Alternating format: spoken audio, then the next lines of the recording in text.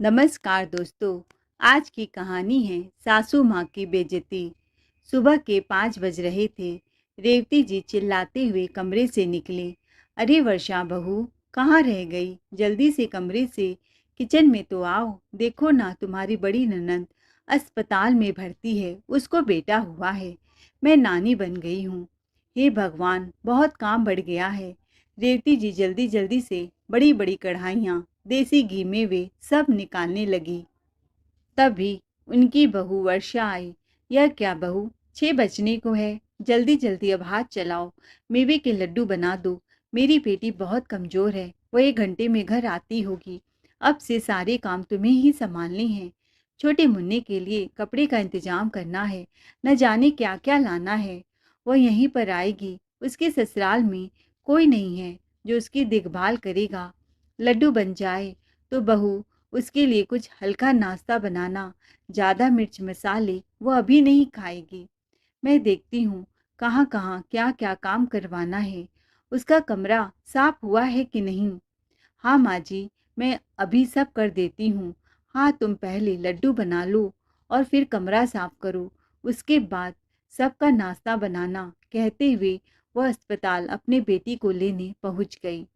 रेवती जी की बड़ी बेटी सीमा को बच्चा क्या हुआ, वह तो अपनी बहू वर्षा पर घर का सारा बोझ डाल दिया और वह बेचारी नौकरानी की तरह सासू माँ की इशारों पर नाचती रही। बहू को लगता कि वह तो उसका फर्ज है ननद की देखभाल करना, ससुराल के दायित्व को निभाना एक बहू का फर्ज होता है। हंसते मुस्कुराते सारे काम करती गई। कुछ ही समय में वर्षा की ननद सीमा एक प्यारा सा बेटा लिए घर आ गई। रेवती जी अपनी बेटी और उसके बेटे का नज़र उतारने लगी और उनकी छोटी बेटी प्रिया बच्चे को गोदी में लेकर तुरंत बोली, दीदी कितना क्यूट है बेबी। सीमा बोली, भाभी मेरा कमरा अच्छे से सुव्यवस्थित है ना? हाँ दीदी, मैंने आपके कमरे की डस्टिंग भी कर दी है, वर्षा ने मुस्कुराते हुए कहा। कमरे में घुसते ही सीमा ने नखरे दिखाने शुरू कर दिए। भाभी गर्म पानी दे दो, भाभी बच्चे के कपड़े बदल दो। वर्षा दौड़ते दौड़ते सारा काम उनकी करती गई। ओह नो, क्या हुआ बेटी? रेवती जी ने कहा, माँ इसे तो मैंने नैपी पहनाया ही नहीं, भूल गई और उसने मेरा पूरा ड्रेस गंदा कर दिया, पलंग के पूरे चादर गंदे कर दिए। अब तो मैं इसमें बिल्कुल नहीं सो सकती। कोई बात नहीं बेटी, बहू है ना, बहू जाओ जल्दी से इस चादर को धो दो। ठीक है मम्मी जी, मैं धो देती हूँ। वर्षा ने पूरे कमरे का चादर निकाला और सबको अच्छे से साफ किया, फिर दूसरी बेडशीट बिछाई। उसके बाद वर्षा ने सीमा के लिए अलग से कम तेल वाला खाना बनाया, उसको खिलाया। घर वालों को खिलाकर बर्तन साफ करके जैसे ही वह खाना खाने बैठी, तभी रेवती जी की आवाज़ आ गई। 2 पल का सांस लेने की भी फुर्सत उसको न मिलती। वर्षा का पति संजय उसकी बड़ी फिक्र करता था, पर परिवार के प्रति कर्तव्य को भी वह अच्छी तरह जानता था। इसीलिए वह वर्षा को काम करने से कभी मना नहीं करता था। संजय भी बड़ा खुश था कि वह मामा बन गया है और अपनी दीदी के बच्चों को बहुत प्यार करता था। उनकी हर छोटी छोटी इच्छा को पूरा किया करता था। कभी नए खिलौने लाता तो कभी नए कपड़े। सेवा करते करते 1 महीने बीत गए। वर्षा दिन ब दिन कमज़ोर होती जा रही थी। काम के दबाव के कारण अपनी सेहत का ध्यान न रखने का समय ही न मिलता। ससुराल वाले भी उसकी तरफ कोई ध्यान नहीं देते थे। इधर संजय ऑफिस के काम से 1 हफ्ते के लिए बाहर गया हुआ था। सीमा ने कहा, भाभी जरा मेरे बच्चे को संभाल लेना, मुझे आराम करना है। यह कहकर सीमा अपने बच्चे को वर्षा की गोद में दे देती है और वह खुद मोबाइल में चैटिंग करने में लग गई।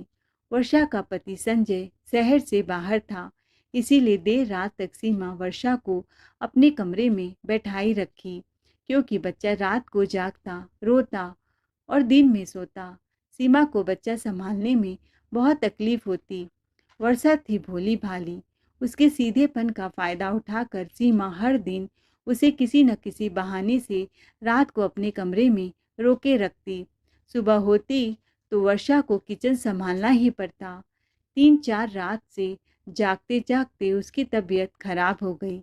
एक दिन सुबह देर से उठी और बोली, माँ जी, मेरी तबीयत सही नहीं है, मुझे डॉक्टर के पास ले चलिए, बहुत उल्टी भी आ रही है।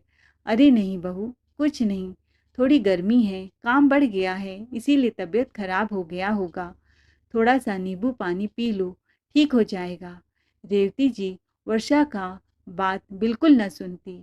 उसी समय वर्षा के ससुर कहते हैं, बहू, जरा मेरे लिए प्याज के पकौड़े बना दो। हाँ भाभी, मेरे लिए पनीर के पकौड़े बनाना, थोड़ा हेल्दी मुझे खाने को चाहिए, सीमा ने कहा। रेवती जी ने कहा, मेरे लिए पकौड़े बिल्कुल नहीं बनाना, मैं ऑयली खाना नहीं खाना चाहती। ऐसा कर, तू मेरे लिए पनीर के पराठे बना दे। वर्षा बुझे मन से सबकी फरमाइश पूरी करने में लगी थी। अंदर से उसे बिल्कुल अच्छा नहीं लग रहा था। वर्षा किचन में काम करते करते चक्कर खाकर बेहोश हो गई। उसी समय संजय शहर से लौट आया और वर्षा की ऐसी हालत देखी तो बौखला गया। दौड़कर उसे अस्पताल में भागता भागता ले गया। घर आते ही संजय की माँ ने पूछा, क्या कहा डॉक्टर ने? तो संजय ने बोला, माँ, वर्षा को जॉन्डिस और टाइफाइड दोनों एक साथ हो गया है। खून की कमी के कारण वो बहुत कमज़ोर हो गई है। पर एक खुशखबरी है, वह माँ बनने वाली है। डॉक्टर ने कम से कम 1 से 2 महीने बेड रेस्ट की सलाह दी है, क्योंकि वह बहुत कमज़ोर है, और दवाइयाँ दी हैं। साथ ही परहेज करने को भी कहा है। यह कहकर संजय वर्षा को कमरे में ले गया। उसे आराम करने के लिए बोला। फिर माँ से बोला, माँ, वर्षा के लिए यह परहेज वाला खाना बना दो। डॉक्टर ने वही खाने के लिए बोला है। तब तक मैं उसकी दवाइयाँ देता हूँ और बता देता हूँ कौन सी दवाइयाँ कब खानी हैं। संजय की माँ ने बोला, देख संजय, इस उम्र में मुझसे तेरी बीबी की देखभाल नहीं होने वाली।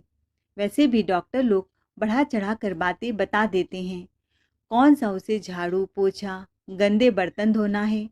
खाना तो अपने लिए वह खुद ही बना सकती है, उसमें कौन सी ताकत लग जाएगी? मेरे से यह सब उम्मीद मत कर।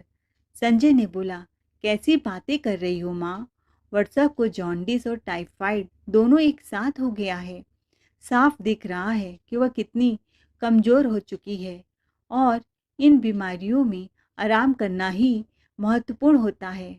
और तुम बोल रही हो कि वह अपना खाना खुद बना ले, जबकि वह ठीक से खड़ी भी नहीं हो सकती और प्रेग्नेंट भी है। देख संजय, ऐसे ही मुझे अभी सबका खाना बनाने का काम करना पड़ेगा। वह महारानी जो बिस्तर पर पड़ चुकी हैं, ऊपर से उसके लिए मरीजों वाला खाना बनाना मेरे बस की बात नहीं। उसे उसके मायके छोड़ा, वहीं पर उसकी खातिरदारी हो जाएगी। तू यह उम्मीद मत कर कि मैं तेरी बीवी की कोई खातिरदारी करने वाली हूँ। संजय ने बोला, कैसी बातें कर रही हो माँ? वर्षा को मायके छोड़ दूँ? वह भी इस हालत में? वहाँ पर कौन है जो उसकी देखभाल करेगा? उसकी माँ है जो बीमार रहती है और उनके हाथ में कुछ नहीं है। वह उसके लिए कुछ कर ही नहीं पाएंगी। उसकी एक भाभी है जो कि ननंद का आना बिल्कुल पसंद नहीं करती। मैं कैसे वर्षा को उसके मायके छोड़ दूँ? वर्षा मेरी पत्नी है माँ, तुम्हारी बहू है। अगर आज उसकी तबीयत खराब है, उसे हमारी ज़रूरत है, तो यह हमारा फ़र्ज़ है उसकी देखभाल करना, ना कि उसके मायके वालों का। अभी तो 1 महीने से दीदी और उनके बच्चे का लगातार सेवा कर रही है। क्या-क्या नहीं किया, सूसू पॉटी तक साफ किया। जब वह अपने कर्तव्यों के प्रति पीछे नहीं हटती, तो आप लोग क्यों हट रही हैं? माँ, यह मुझे आपका दोगलापन समझ में नहीं आता। जब घर में कोई बीमार होता है, तो वर्षा उसकी सेवा जी जान से करती है, और आज जब वर्षा को ज़रूरत पड़ी है, तो तुम ऐसी बातें बोल रही हो। ऐसा कैसे बोल सकती हो तुम? और माँ, प्रिया भी तो है तुम्हारी मदद के लिए। तुम बाकियों का खाना बना लेना, वर्षा का खाना प्रिया बना देगी। इतना तो प्रिया कर ही सकती है। तुम दोनों माँ बेटी मिलकर 1-2 महीने किचन संभाल लोगी। ऐसी कोई बड़ी बात तो नहीं हो जाएगी। तब तक प्रिया ने बोला, भैया मुझसे ऐसी कोई उम्मीद मत करो, मेरा कॉलेज है, मैं एक गिलास पानी भी नहीं देने वाली। तो संजय बड़ी बहन सीमा की तरफ देखने लगा। हाँ भाई, मुझसे भी कोई उम्मीद मत करना, क्योंकि मेरा बच्चा छोटा है और मुझे अभी भी बहुत कमजोरी लग रही है। ऐसा करती हूँ, मैं आज ही ससुराल चली जाती हूँ। संजय ने बोला, वाह प्रिया, तुम माँ और दीदी कितनी अच्छी बातें कर रहे हो। जब वर्षा सबके लिए करती है तो वह अच्छा, और जब आज उसे जरूरत पड़ी है तो तुम सब किनारा कर रहे हो। तब तक संजय के पिताजी लखन जी आ गए और बोले, बकवास मत करो संजय, बहू का फर्ज होता है ससुराल वालों की सेवा करना, पर हम तुम्हारी बीवी के नौकर नहीं हैं कि उसकी सेवा करते रहें। चुपचाप जाकर वर्षा को उसके मायके छोड़ आओ। हम उसे यहाँ बैठाकर नहीं खिला सकते। जब वह वहाँ ठीक हो जाएगी तब ले आना। बहू को तो इलाज के पैसे भी दे देना, और क्या चाहिए। पर इस उम्मीद में मत रहना कि तुम्हारी माँ या बहन तुम्हारी बीवी की सेवा करेगी। वह बहू है इस घर की, बेटी नहीं, जो उसे हम सिर का ताज बनाकर रखेंगे, समझे। कहकर संजय के पिताजी वहां से चले गए। अपने घर वालों का रूखा व्यवहार देखकर संजय को बहुत धक्का लगा। वाह, जो वर्षा एक टांग पर खड़े होकर उसके घर वालों के आगे पीछे किया करती थी, आज जब उसे जरूरत आन पड़ी है तो सब उसे कन्नी काट रहे हैं और उसे उसके मायके भेजने की बात कर रहे हैं। क्या बहू का फर्ज सिर्फ ससुराल वालों की सेवा करना है? क्या बहू की सेवा करना ससुराल वालों का फर्ज नहीं? क्या बहू इंसान नहीं होती? सोचकर संजय घर से बाहर आ गया। मौका देखते ही रेवती जी वर्षा के कमरे में गई और बोली, बहू बहुत नौटंकी करती हो, क्या जरूरत है अभी बच्चा पैदा करने की? अभी तो मेरी मझली बेटी भी प्रेग्नेंट है, उसकी भी तुमको सेवा करनी थी। जाकर इस बच्चे को गिरा दो, कोई दवा खा लो, कुछ समय बाद पैदा कर लेती। रेवती जी की बातों को सुनकर वर्षा हक्का बक्का रह गई। 5 साल शादी को हो गए थे, सब लोग उसे बाज का ताना देते थे, और आज जब ईश्वर ने गोद भरी तो सब उसे बच्चा गिराने की बात कर रहे हैं। क्या कोई खेल है कि आज नहीं कल खेल लेंगे? उसकी आंखों में आंसू आ गए। कितनी स्वार्थी है सास। उसे मन ही मन बहुत गुस्सा आ रहा था। उसी समय संजय कमरे में पहुंचा और ताली बजाते हुए बोला, वाह माँ वाह, किस जन्म का दुश्मनी निकाल रही हो। आज जब बहू की गोद भरी तो तुम जश्न मनाने की बजाय मातम मना रही हो। तुम ही वह इंसान हो ना जो सबसे ज्यादा वर्षा को ताना देती थी कि वह बाज है, और वह बेचारी सुन के चुप हो जाती थी। संजय ने गुस्सा होकर बोला, कान खोलकर सुन लो, तुम सब, वर्षा कहीं नहीं जा रही है, यहीं रहेगी। मैं करूँगा उसकी सेवा, कोई जरूरत नहीं तुम लोगों को मेरी बीवी की सेवा करने की।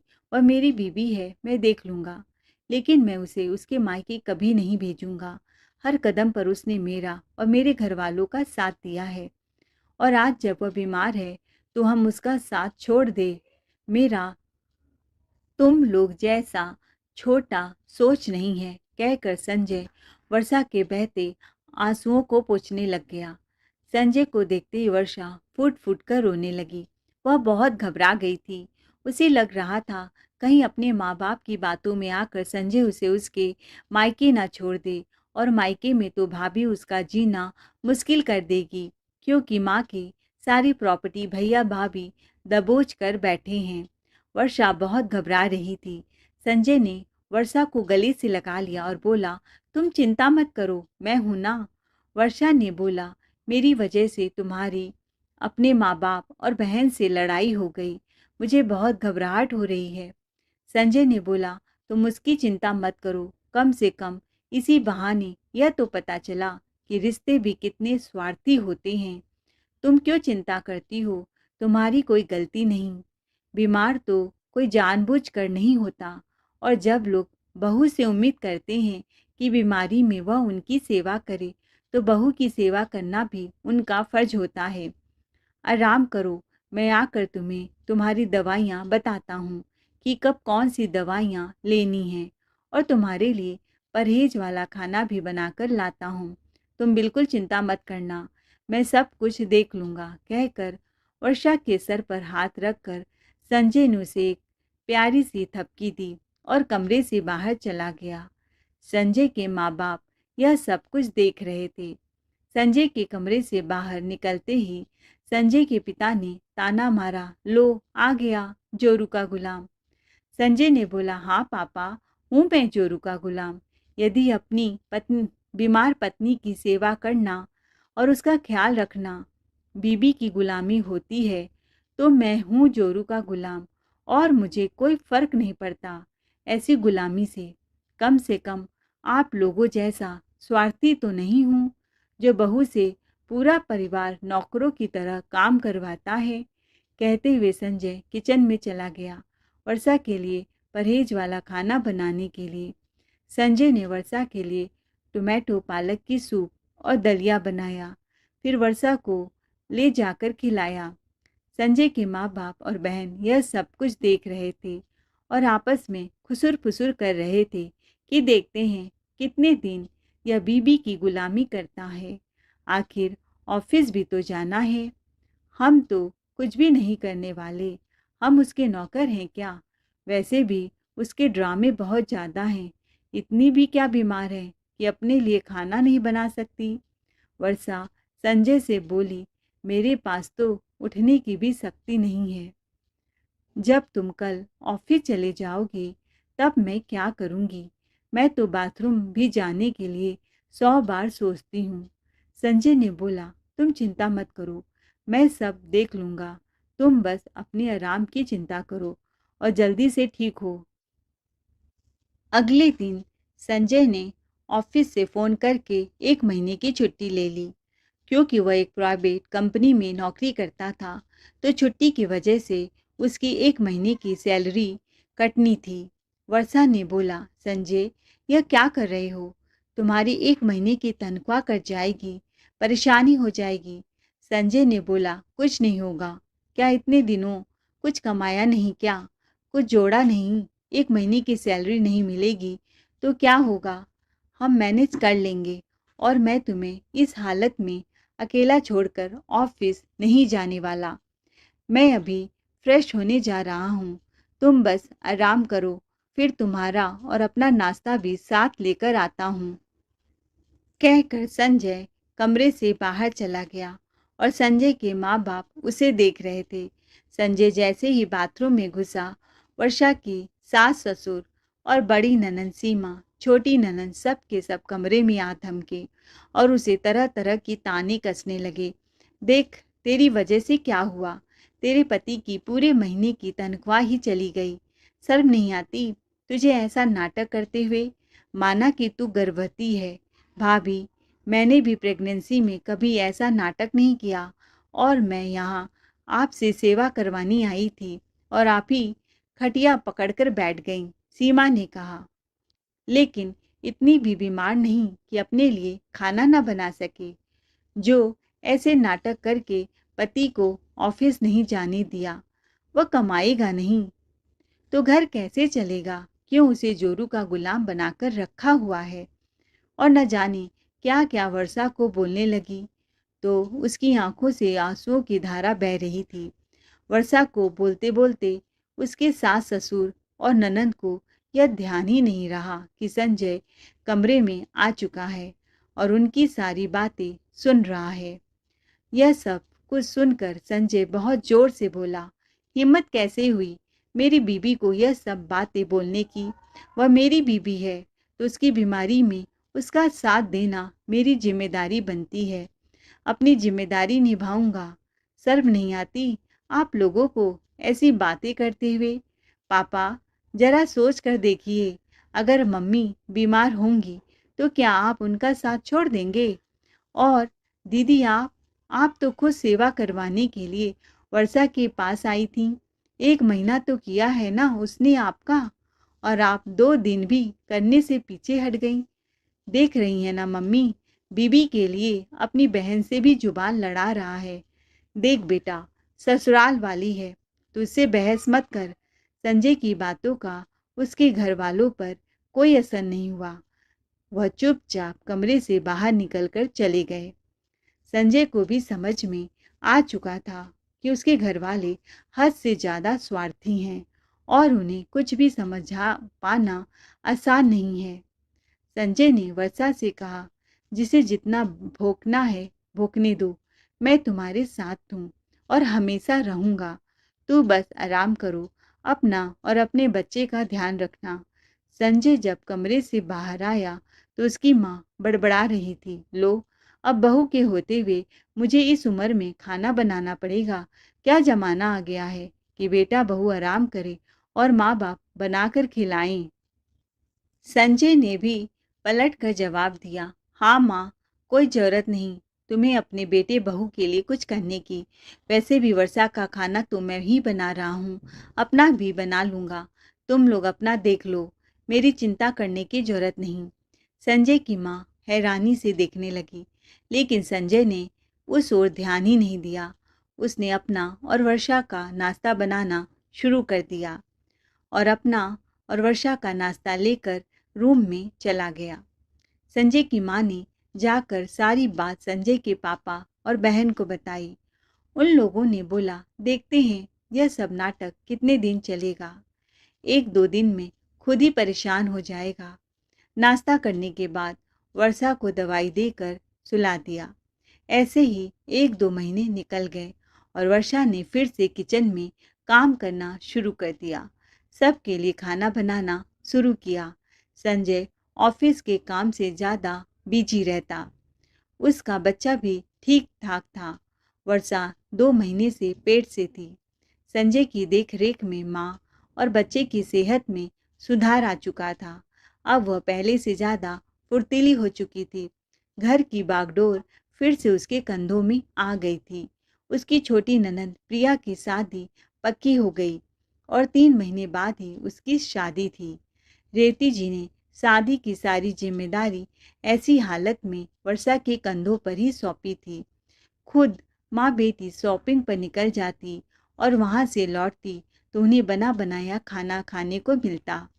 फिर एक रात, बेटी तू क्यों रो रही है? रेवती जी ने अपनी मझली बेटी रीना से फ़ोन में कहा, माँ, मेरी सास बीमार है और मेरा 8वां महीना चल रहा है। कोई बात नहीं बेटी, तू चिंता मत कर, घर आ जा। यहाँ सब ठीक है, तेरी भाभी ठीक है, कर देगी तेरी सेवा। इतना सोचती क्यों है? फिर क्या था, मझली बेटी रीना भी मायके आ धमकी। अब वर्षा के ऊपर जिम्मेदारियां बढ़ गई। एक तो वह खुद प्रेग्नेंट थी, ऊपर से ननद का सेवा करना, उनकी फरमाइशें पूरी करना, समय समय पर सूप बनाना, जूस बनाना। फिर से उसकी हालत खराब होने लगी। सासू माँ और प्रिया तो हाथ भी न बटाती थी।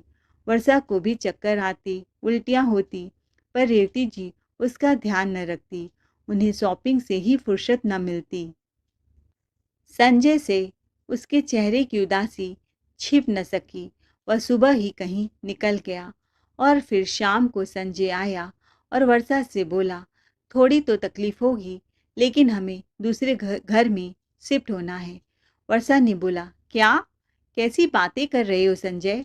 बोला, क्या फ़ायदा ऐसे घर में रहने का जहाँ तुम्हारी सिधाई का बार बार फ़ायदा उठाया जा रहा है, सिर्फ तुमसे ही काम लिया जा रहा हो। तुमने तो अपना फर्ज बखूबी निभाया है, क्या फ़ायदा ऐसे रिश्ते निभाने का। हम आज ही किराए के घर में शिफ्ट हो रहे हैं और अभी तुम्हारी तबीयत फिर से बिगड़ रही है। मैं नहीं चाहता बच्चे पर कोई आँच आए। चलो, हमें जल्दी से वहाँ पर शिफ्ट हो जाना है। वर्षा ने बोला, ये कैसी बातें कर रहे हो? हम अपना घर कैसे छोड़कर जा सकते हैं? संजय ने कहा, मैं जैसा बोल रहा हूँ वैसा करो, वहाँ पर कोई दिक्कत नहीं होगी। एक बार तो मैंने माफ़ कर दिया था, पर अब नहीं। कौन सा घर? वह घर जो तुम्हें कभी अपना ही नहीं पाया। जब तुम्हें ज़रूरत पड़ी थी, सब ने तुमसे किनारा कर लिया। तुम उसे अपना घर कहती हो। इस घर के लोगों ने तुम्हें अपना कभी नहीं समझा। इनके हिसाब से बहू एक मशीन होती है जो बिना रुके चलती रहती है। सिर्फ बहू के फर्ज होते हैं। संजय के माता पिता और बहनें बाहर खड़े होकर यह सब बातें सुन रहे थे।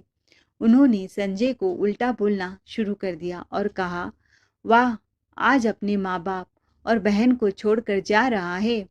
उसने अलग कर दिया ना, एक भाई को उसकी बहन से और एक माँ बाप से उसके बेटे को अलग कर दिया।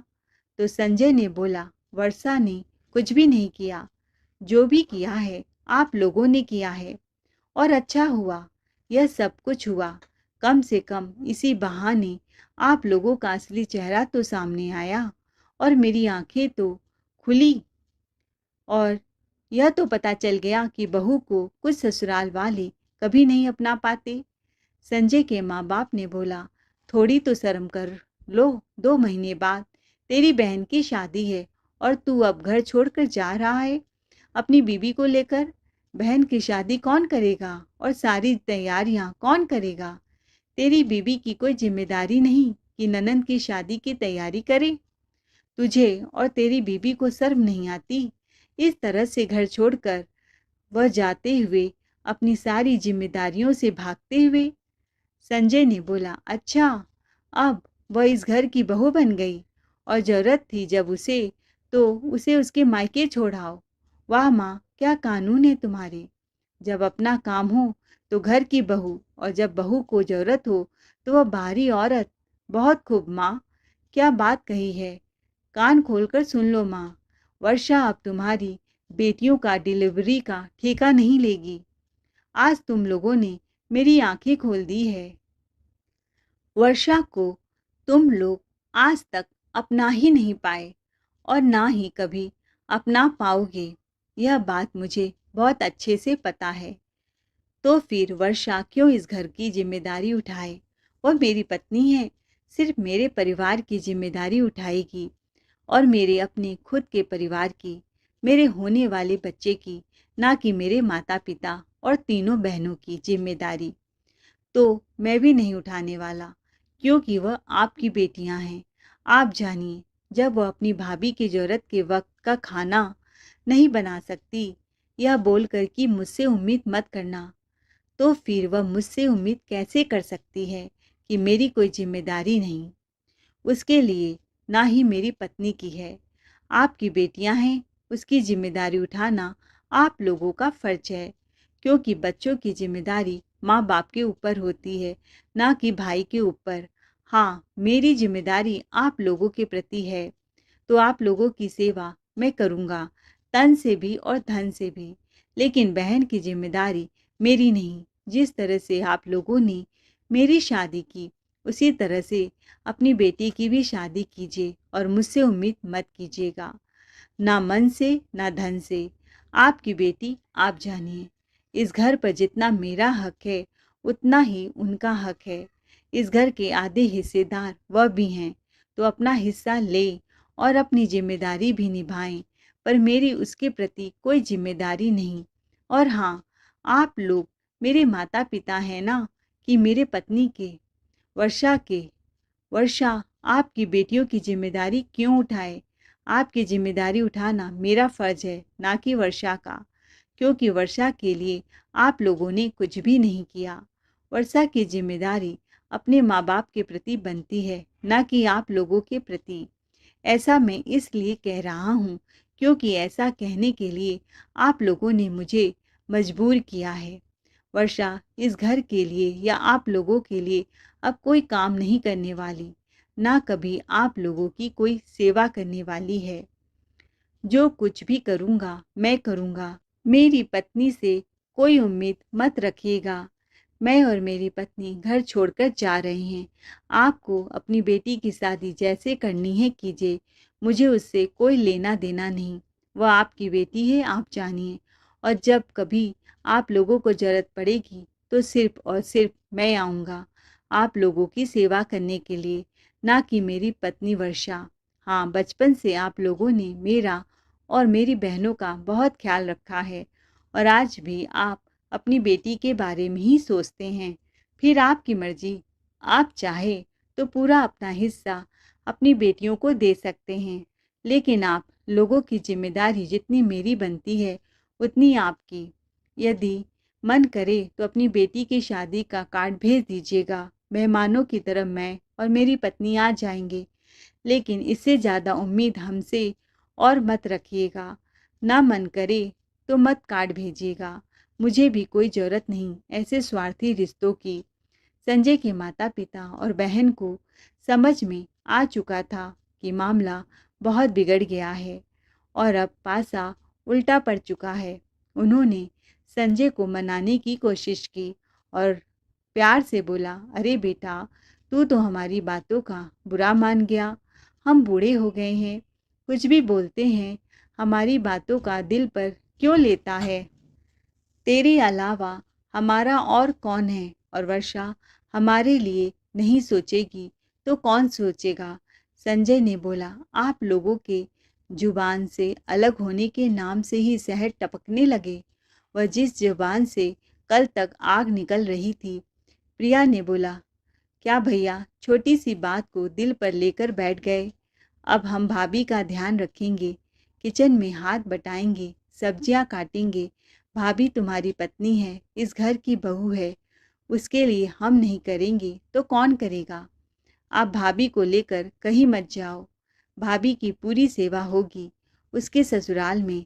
संजय ने कहा, मैं अब तुम लोगों की चिकनी चुपड़ी बातों में नहीं आने वाला।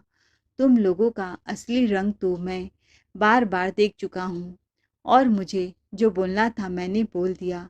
जिम्मेदारी मेरी है तो मैं पूरा करूँगा। ज़रूरत पड़ेगी मैं मम्मी पापा के पास हाजिर हो जाऊँगा।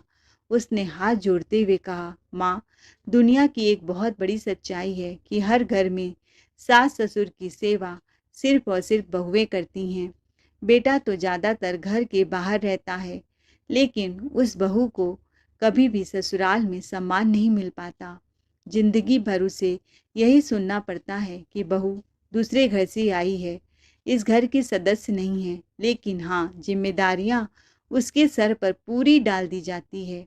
माँ, तुम लोगों का मुझे रोकने का कारण यह नहीं कि मैं तुम्हारा बेटा हूँ और तुम्हें मुझसे बहुत ज़्यादा प्यार है, बल्कि यह है कि तुम्हारी बहू वर्षा घर से चली जाएगी तो घर कौन संभालेगा? तो तुम लोगों की सेवा कौन करेगा? सिर्फ इस वजह से तुम लोग मुझे रोक रहे हो ना? लेकिन माँ, अब मेरा फैसला नहीं बदलेगा। बहुत सोच समझ कर मैंने यह फैसला लिया है। माँ, वर्षा को भी अब वह सम्मान मिलेगा जिस सम्मान की वह हकदार है। बस माँ, भगवान से यही दुआ करना कि तुम्हारी बेटी को ऐसा ससुराल ना मिले कि कल को यदि उसकी तबीयत खराब हो तो उसके सास ससुर और पति यह बोले कि इसे जाकर इसके मायके छोड़ाओ। एक बार सोच कर देखो माँ, कितनी तकलीफ होती होगी जब सास ससुर ऐसी बातें उस बहू के लिए करते होंगे, जो बहू अपने सास ससुर के हर तकलीफ में उनके साथ खड़ी रहती है। भगवान से मनाओ माँ कि तुम्हारी बेटी के साथ ऐसा कुछ न हो। और हाँ, मुझे बहुत अच्छे से पता है, भले ही तुम लोग आज मुझे मन में भला बुरा कह रहे होंगे, पर मन ही मन यह सोच रहे होंगे कि प्रिया का पति भी मेरे जैसा हो, जो अपनी पत्नी का ख्याल रखने वाला हो। यह कहकर संजय वर्षा को लेकर चला गया। इस कहानी का दोस्तों मोरल यह है कि बहू अगर बीमार हो तो उसको मायके न भेजकर ससुराल में उनकी सेवा हो। अगर कहानी पसंद आई हो तो वीडियो को लाइक शेयर सब्सक्राइब जरूर करें। अपने दोस्तों के साथ जरूर शेयर कीजिए। चैनल पे नए हैं तो प्लीज़ सब्सक्राइब कीजिए। Thanks for watching.